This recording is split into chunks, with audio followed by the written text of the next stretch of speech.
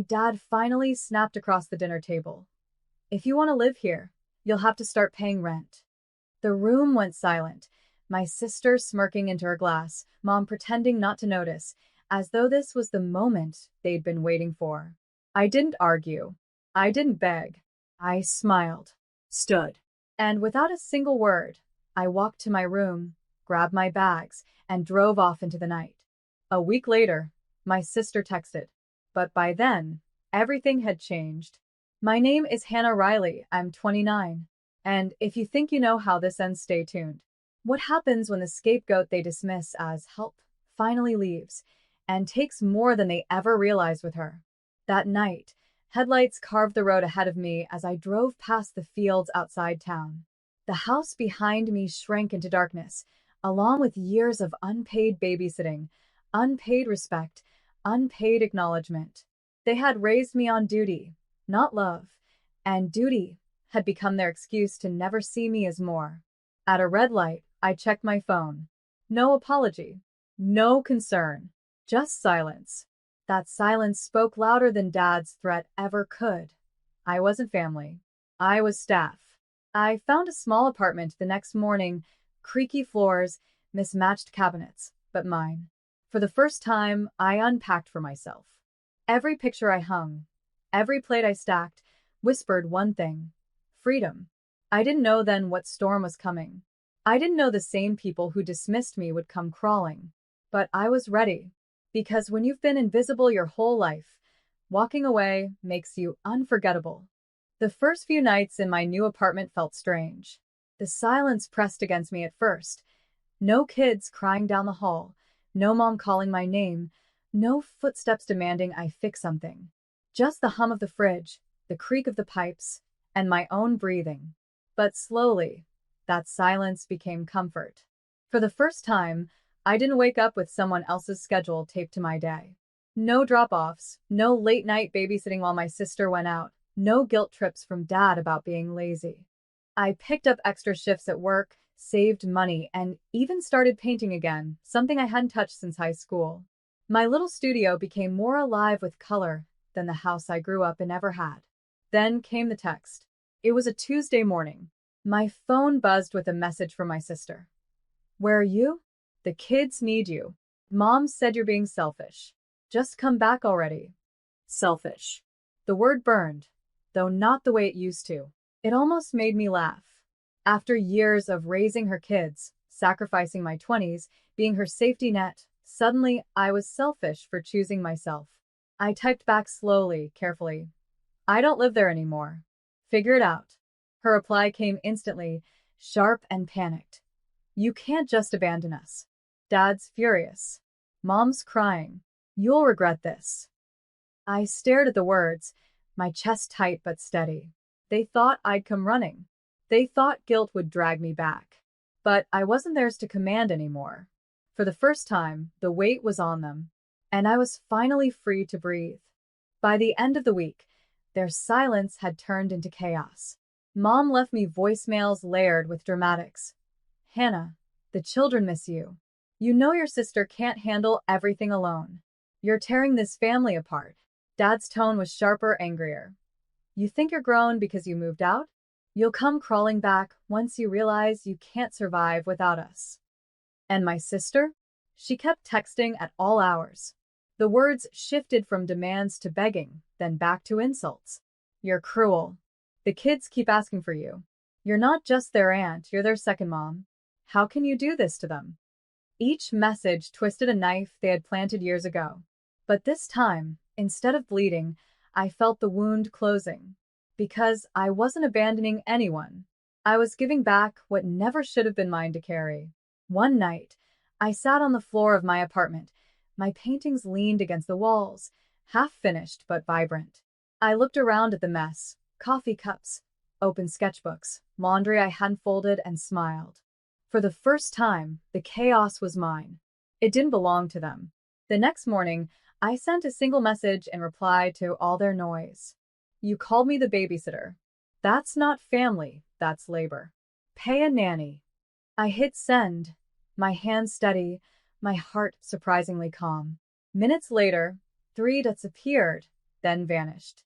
No reply. For once, they didn't have an answer. And I realized they never did. All they ever had was me.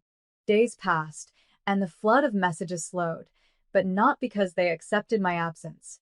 No, it was because they were scrambling. A cousin texted me quietly. "Your sister asked me to watch the kids. She's desperate." Another wrote, "Your mom told everyone you abandoned the family.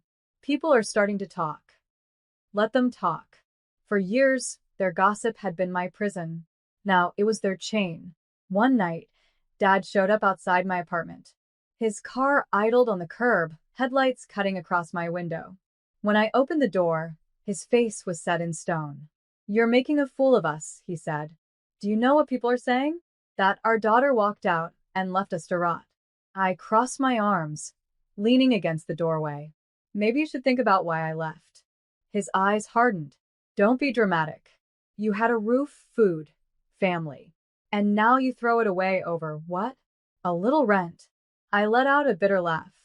"It was never about rent, Dad. It was about respect. And you never gave me any." For a moment, his mouth opened as if to argue, but nothing came. He turned on his heel, muttering something I didn't catch, and drove off. As his taillights disappeared, I stood in the doorway longer than I needed to, the night air cool against my skin. It hit me then. They weren't worried about me. They were terrified of what life looked like without me holding it together. And that fear? It wasn't mine to fix. The following week, I got another text from my sister.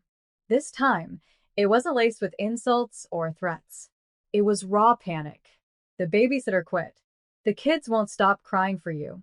I can't handle this. Please come back, Hannah. I'll pay you. Pay me." I read those two words over and over. For years, I had been free labor. My reward had been eye rolls, comparisons, and a title, the babysitter. Now that I was gone, suddenly my time had value. But I didn't reply. Instead, I sat at my tiny kitchen table, sketching another painting.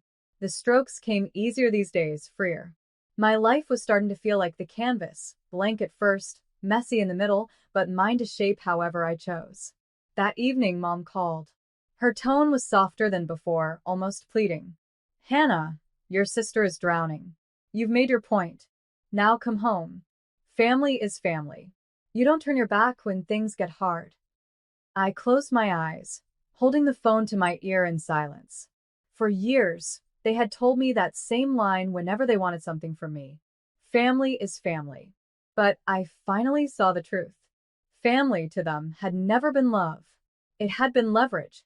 I lowered the phone and whispered, "Then maybe we were never family." I hung up before she could answer. For the first time, I didn't feel guilt. I felt weightless. They had built their world on my shoulders. Now, without me, it was collapsing. And I wasn't rushing in to catch the pieces. By midweek, the silence from their side was deafening. No more calls. No more guilt-ridden messages. Only the faint echoes of a family scrambling without its crutch. But silence has a way of speaking louder than words. I got the proof when a mutual friend pulled me aside at work. "Your sister was at the grocery store yesterday, screaming at the cashier because her kids were running wild. Everyone saw it. She kept saying, 'My sister abandoned me. She ruined my life.' Ruined her life." I almost laughed. I had given her mine for years, weekends, nights, birthdays. She had lived free while I bore the weight. And now, with that weight gone, she was crumbling. That evening, I sat by the window of my apartment, the city glowing outside, and let the quiet wrap around me. My phone buzzed with another message, this time from Dad. "You've proven your point, but this family doesn't work without you. Come back, Hannah. Enough games." Games. That was what he thought this was. A performance. A tantrum. He still didn't see it. This wasn't a game. This was my life. And for once, it belonged to me. I typed a reply, steady and short. "I'm not coming back." Then I turned off my phone, set it face down, and picked up my paintbrush. For the first time in years, the strokes didn't shake. Because this wasn't loss. This was liberation. And it was only the beginning. The fallout didn't take long to spread. Aunt Linda, always the family gossip, called me one afternoon. Her voice was hushed, conspiratorial. Hannah, your parents are at their wits' end. Your sister's kids are out of control. Bills are piling up, and they don't know what to do without you. I let her words hang, waiting for the punchline. There wasn't one. Just silence. Maybe now, I said softly, they'll understand what I carried all those years. Aunt Linda sighed. They won't admit it. Pride won't let them. But Hannah, they're scared. That night, I lay in bed staring at the ceiling, memories flooding back. Nights spent rocking crying babies while my sister partied, mornings cleaning up messes while Dad grumbled about my lack of ambition, afternoons spent tutoring kids who weren't mine while Mom scolded me for not smiling enough. They had called me the babysitter, the helper, the spare.